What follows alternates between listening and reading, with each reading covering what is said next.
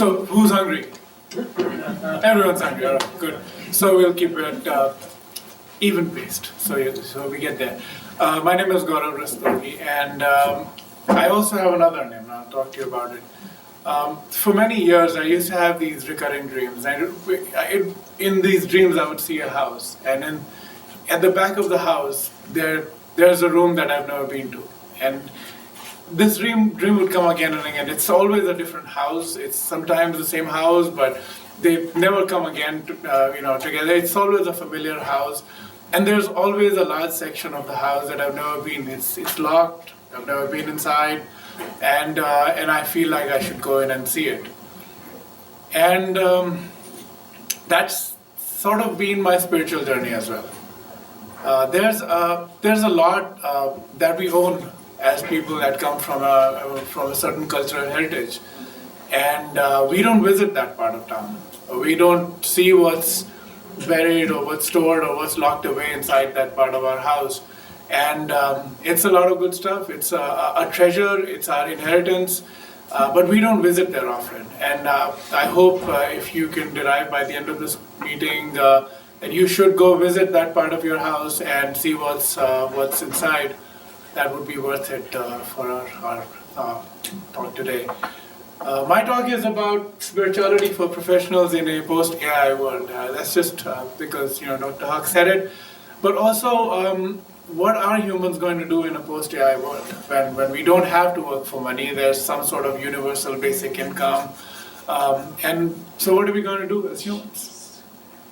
Right? How are we going to make sense of our lives? How are we going to live? How are we not going to make life a living hell for ourselves? Because what do you have to do when you have nothing to do? Right? Sounds like a crazy thing, but it's been done before. There have been previous times of abundance, and people have figured out in those times of abundance what the meaning of life is, what life is about when it isn't about day-to-day survival. What is the meaning of life, and what does it mean to live a good, complete, fulfilling life? The richest country on the planet for the longest period of time. These two were India and China. And so it's not surprising that these cultures had some of the deepest cultures. And their wealth is so deep and so deeply buried in that we don't know it's there. It's that part of the house that we don't visit. And it's that part of the house that contains our most deepest, most treasured artifacts that surprisingly we are about to need anytime this year onwards. And that's what I found. Wasn't always this way. This is me. My alter ego is that name, Ekras Kaura. That is my spiritual name. Long story. I'll skip it for now.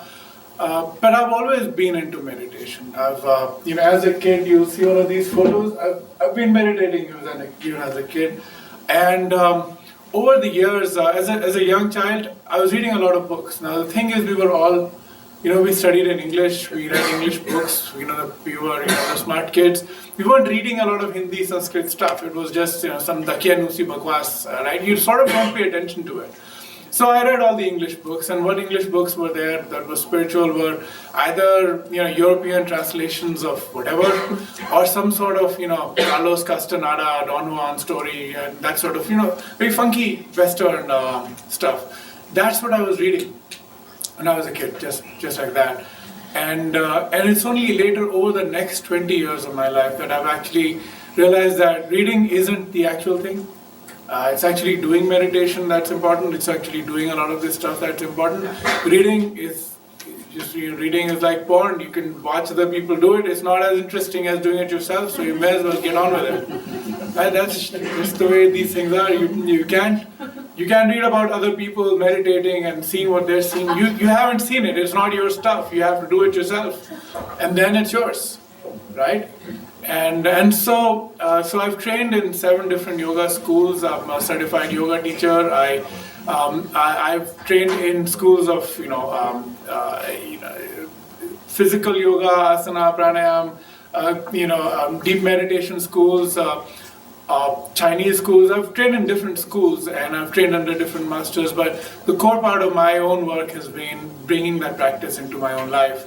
as a professional. So I run a regular life as Gaurav Rastogi. I'm an executive. I've written books, and I've been in businesses. I've just started something on my own. So I have a regular day job, and I have an alternate life, and these are not two different people. It's the same person, and that's been my lesson. I've been lucky that my wife, who's also a DC alum, she was one batch junior. She's we have two lovely kids, and she's very supportive, and she's also a deep meditator herself. And so a few years ago, we decided that we needed to create our own foundation to bring these deep sort of truths from our culture into the modern world. So we created a foundation. It's mantrachakra.org. I'll show you the URL later. And we created it to bring all that material forward, not by appropriating it like a lot of Western people do, which is you take an Indian thing, you sort of relabel it as your thing, and now you have Deepak Chopra, right? What the heck, right? That's not the idea. The idea is not to steal from the culture. It's to recognize that it comes from a deep tradition, and that it has not only value, it has urgency today. It is urgently needed in today's world. So I'll talk a little about that. We can go many ways in this talk. So you tell me what's interesting to you, and we'll swing in that direction.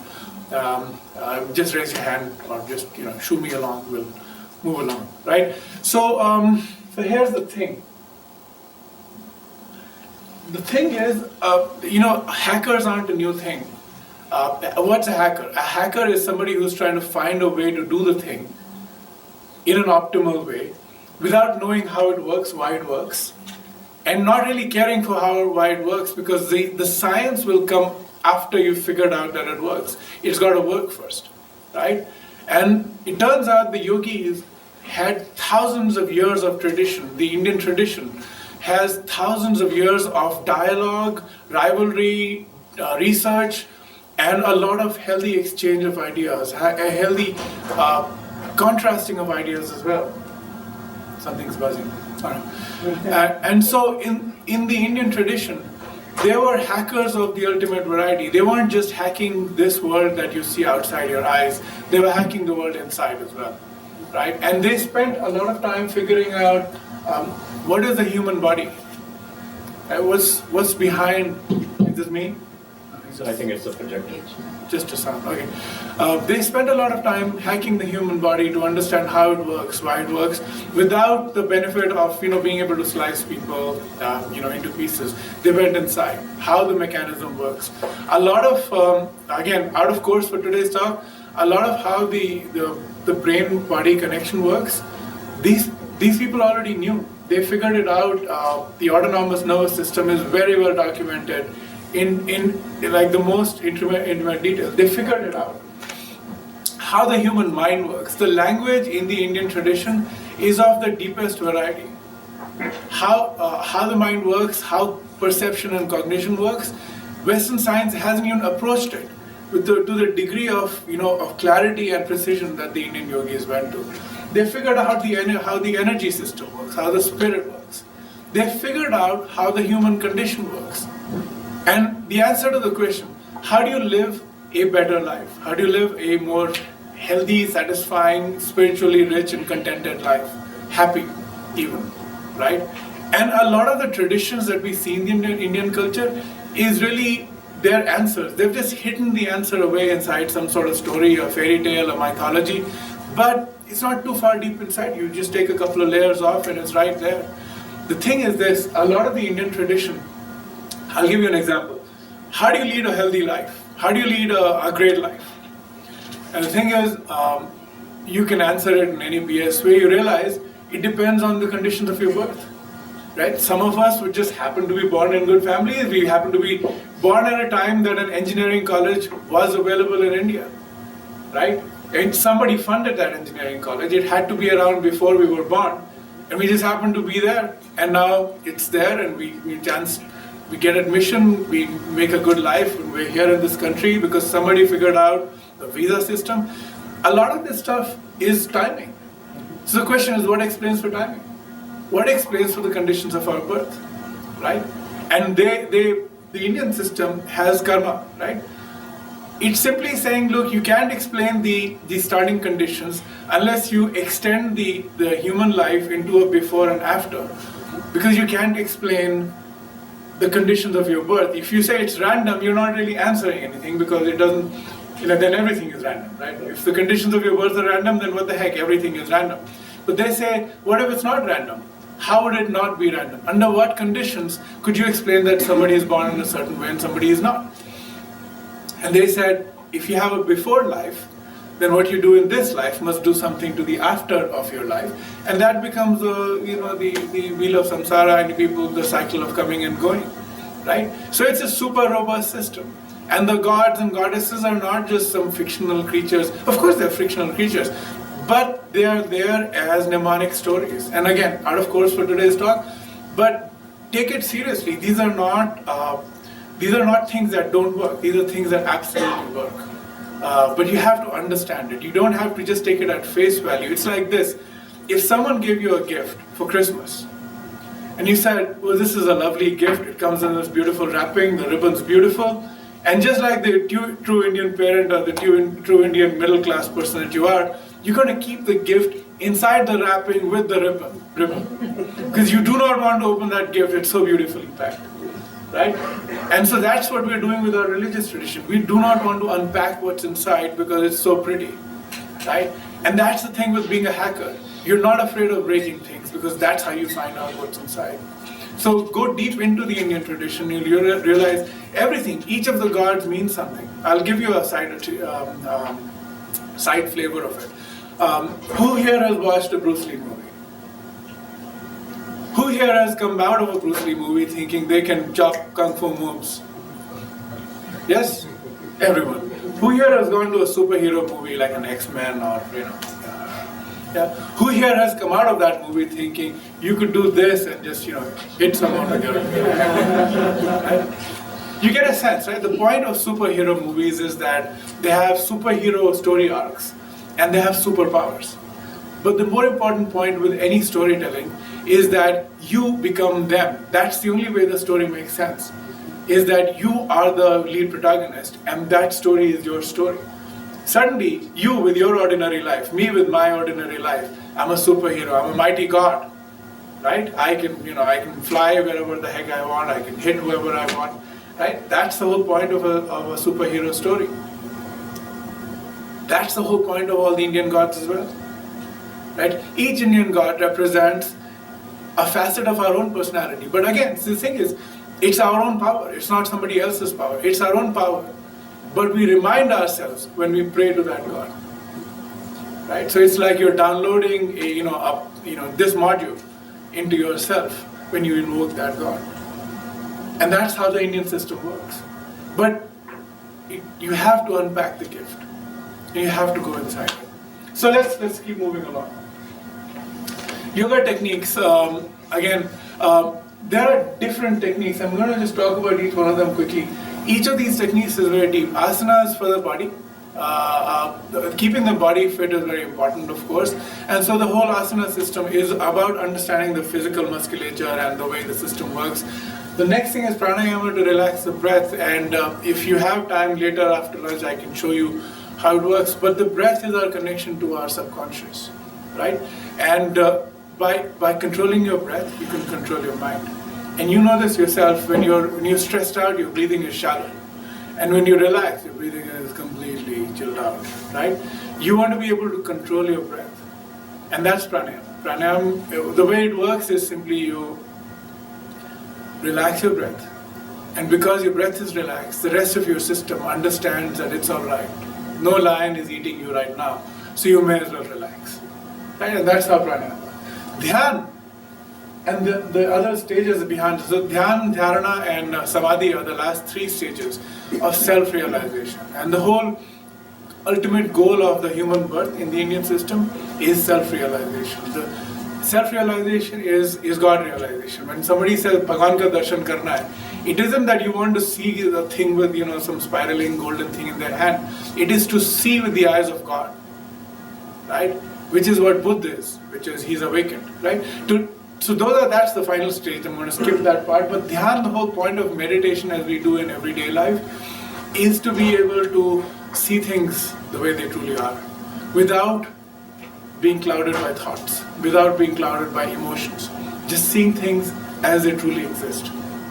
That's the objective of Dhyana. So the swirling of thoughts, and that's the next part of my talk, the swirling of thoughts is a core part of our problem in today's life.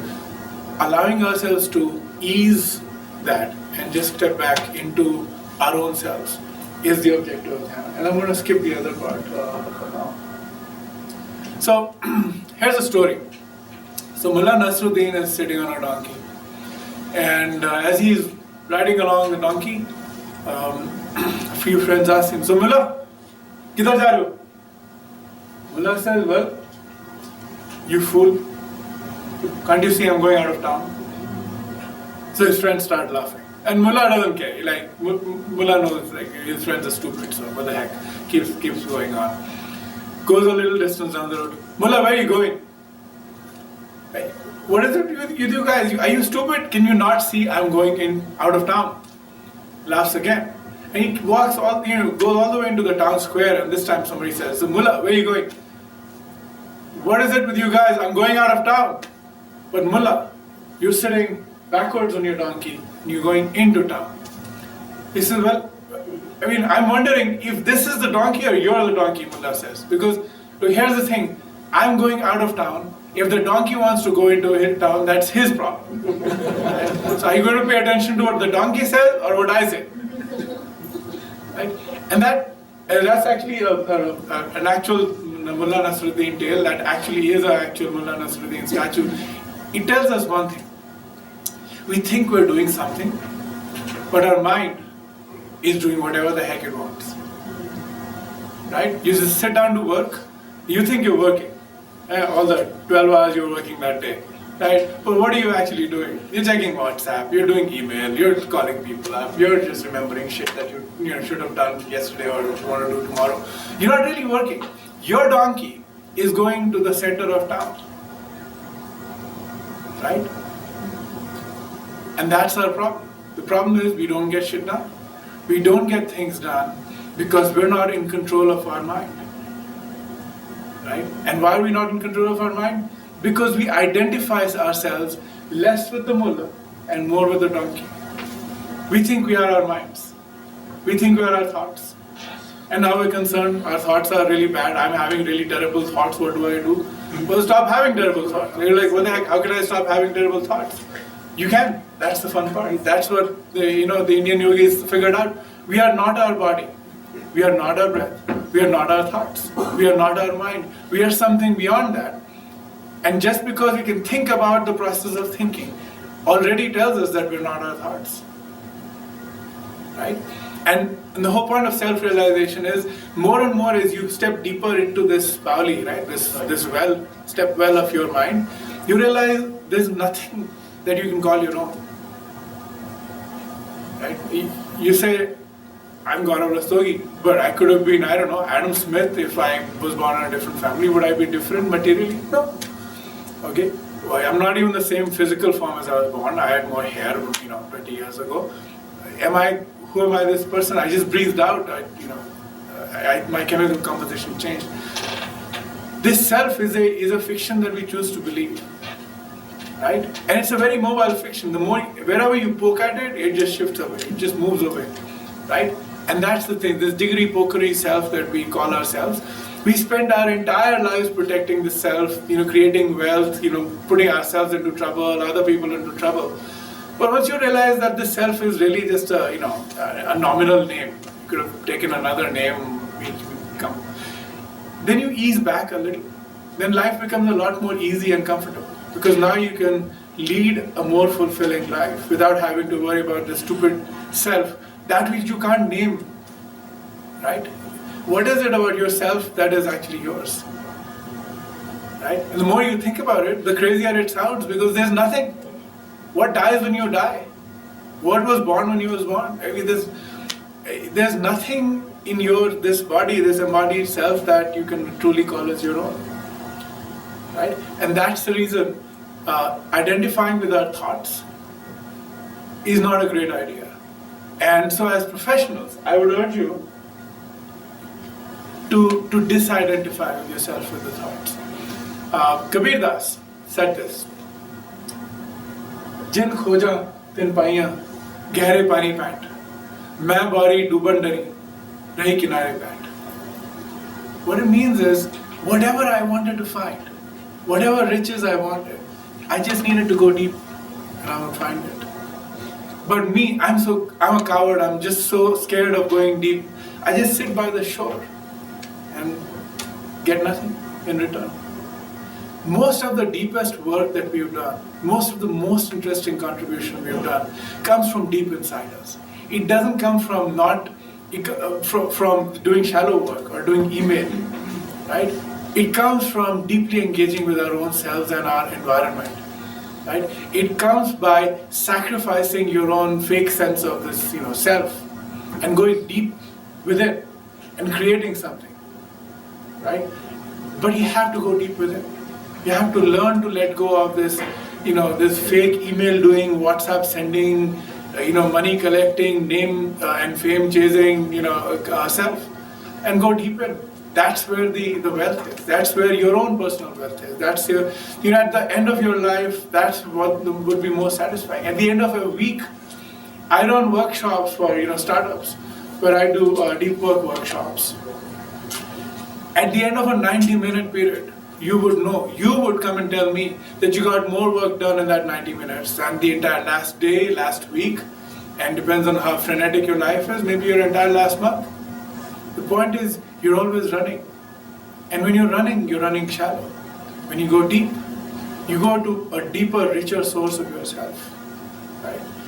Our wealth is all inside. Our satisfaction is all inside. There's a book, there's a lot of research on flow psychology. Flow comes when you're deeply engaged with the subject. You have to be out there. Right? But that deep engagement comes not by being engaged at a shallow level. Our engagement with each other, our engagement with ourselves, everything is so shallow. And that's why it's not satisfying. The modern society's problems are that we are unhappy, angst. We're always stressed out. Because we're not deeply engaging with ourselves, with each other. So our emotions are shallow. Our engagement is shallow. Our output is shallow. Our loves are shallow. Our hates are shallow. Right? And as professionals, in a post-AI world, if you're going to be distracted with the, allegedly the attention span of a goldfish, 9 seconds, 8 seconds, then guess what? Someone will program, my friend here will program a computer to beat that degree of attention span, right? And that's the thing, which is stuff that because it's not deep work, right? It's really shallow work, and shallow work is repetitive work that eventually someone will figure out how to automate. Our most creative work cannot be automated. The reason he's saying that man and machine will work together is the creative, the intuitive part of ourselves cannot be automated. But do we have the ability to access that intuitive part of ourselves? If we're always frenetic and running from this to that, we don't get to the deep self. I mean, we live in Silicon Valley. Some of the deepest thinkers, some of the most creative people are meditators. Not because it's sexy, because it's who they are. Right? And they meditate to decouple themselves from the hustle and bustle of their lives, but also to tap into their deepest selves. The first two words in the Gita are dharma kshetre kurukshetre, right? And it's not just the physical thing, dharma kshetra and kurukshetra where you battle. Dharma kshetra is what holds you in place, what holds you, which is what you're sitting on. So it's the space inside. Kurukshetra is this field of action. Kurukshetra, field of action. So only when you are deeply sitting inside and deeply engaged outside are you in the state of yoga or union. And that's the entire project of the Gita. That's the entire project of the Indian system, which is you cannot engage with the world outside if you're not engaged with the world inside. Because otherwise you're shallow. Right? Have you seen a cricketer who's always keeling over? And they're good at bat? They're not, right? If you're a sports person, you want to settle in. And that's the reason, because you have to settle in to be able to engage outside. Otherwise, when you're talking about founder depression, that's the reason, because if you're always outside and the deep wealth and satisfaction and your fulfillment comes from within and you're not engaged inside, then you're going to run out of energy. You're going to run out of reason, meaning. And then everything is bakwas. It's bakwas because it is truly, you're not. It's Kabir calls it, epan chat, which is, कुत्ते को आपने वो दाल और चावल दी and in a bowl, और वो चौराहे में बैठा हुआ है, and everyone knows Hindi, right? Anyone who doesn't know Hindi? You, what the heck?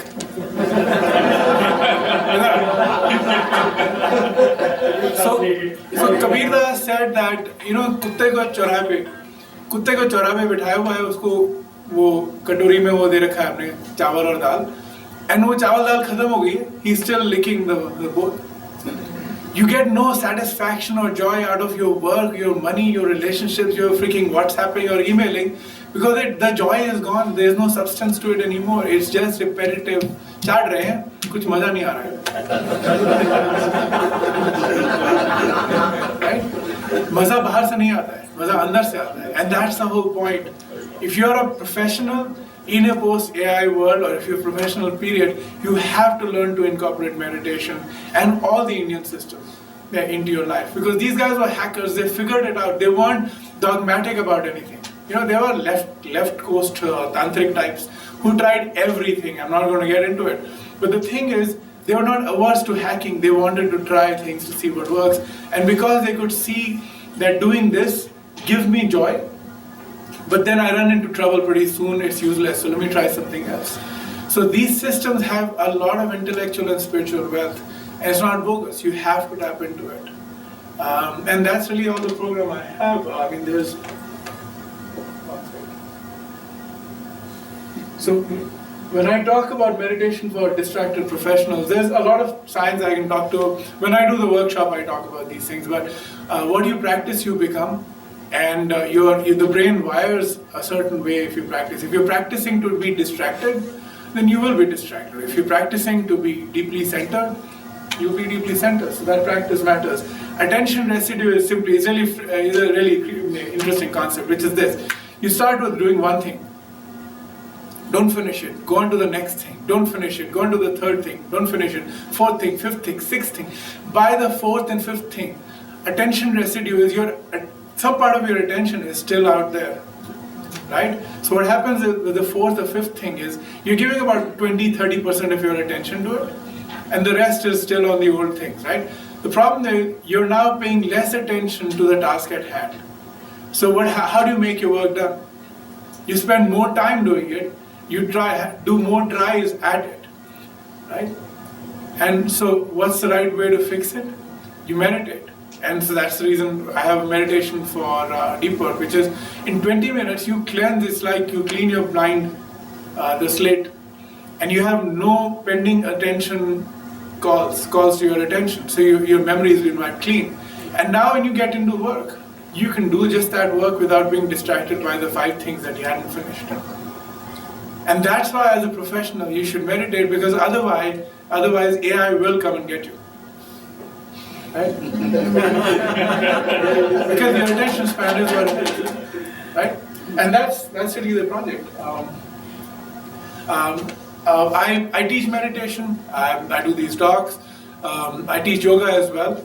I have a podcast. We've written ebooks, my wife and I, on taking Indian traditional practices and visibly so calling them Hindu practices and putting them out there. Because we're not afraid of the word. We're not afraid of being called Indian people. It's all right. Right? We're not rebranding, we're not misappropriating, we're just saying it is what it is. These are practices that come from a deep, thousands of year old culture. It is useful stuff. So our ebooks are on fasting and why they matter. Our ebooks are on how to run a silent retreat, which is mine. On prayers. Prayers are important, but why are they important? How to do them, that sort of stuff. This is my podcast. That's the link. You can go to iTunes, it's here. These are meditations that I've actually designed. These are Tantra meditations. They're legit meditations. They're not like fakery, jiggery meditations, but they're designed for our everyday. My thing is, if you can't take time out of your day, then you have to fill it into your day. So this whole project is, how do I find time? So I'll give you examples. The deep work is, of course, I'd say block your calendar for 90 minutes, listen to this for 20 minutes, and work for 70 minutes. I guarantee you'll do better than any other 90-minute slot in your day. I've got one for the coffee break, Blue Skies. And this is a hack, and I'll tell you how it works just so you understand this isn't bogus. Your mind fills the space that it sees, right? So if you see a little thing, it'll fill a little thing. If you see a little form factor phone, your mind takes the shape of the phone, right? So how do you occupy infinite space? You look at something without edges. What is that without edges? What is it that you can see without an end? It's blue skies. It's black skies, blue skies. It's sky, right? So if you're out in California, which we are, and you see blue skies, you're out for the coffee break, literally just put this thing on, and now I'm going to ask you to look at something specific, and then we'll go from specific to just this blue sky perception, right? And by the end of this, your mind space is cleared because now you occupied infinite space, right? And now you can do what you need to do.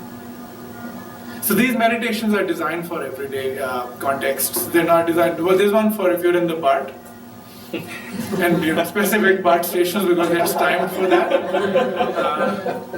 Because of the noise? Because, no, it turns out there's 112 other techniques. There's one technique which is a moving vehicle technique.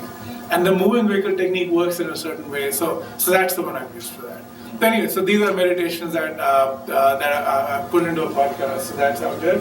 And a lot of my writings, a lot of my wife's writings are musings are out here on this website. Our objective is to create a guru-free system. I'm not trying to become anyone's guru, right? My thing is this is authentic stuff, and it needs to be respected for what it is because it's time to have it. You go every year to your doctor and get an antivirus, right? It's the same damn thing, it's just a new signature for the year, right? Because the virus changes. So I see my job as taking the same stuff, but making it available for today's virus, right? Whatever ails us today. So that's what we're doing over here, which is creating this thing, it's not filled with mystical mumbo jumbo, it's not filled with, it's stuff that you and I would recognize as professionals, as householders, as parents, and as people who are skeptical naturally, but are open to hacks, are open to someone who's telling you that, look, I've done this works, you try it, it'll work for you too. And that's the whole project. So that's my talk. Any questions? We'll take over lunch. Thank you.